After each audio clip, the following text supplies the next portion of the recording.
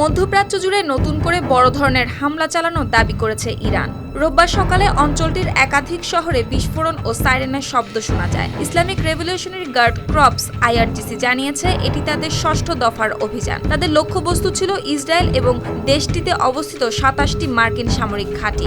ইরানের সংবাদ মাধ্যম তাসনিম নিউজ এজেন্সি ও আন্তর্জাতিক গণমাধ্যম সিএনএন এর বরাতে জানা যায় এই তথ্য।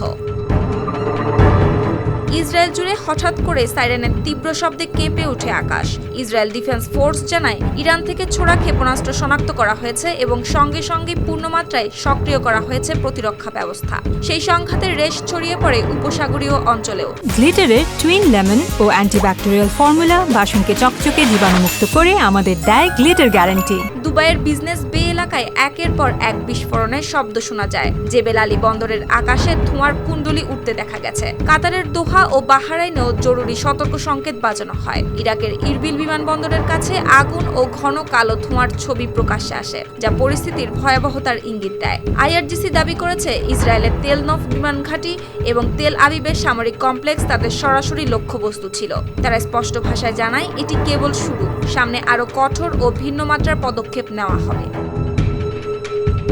শুক্তি রায়, RTV।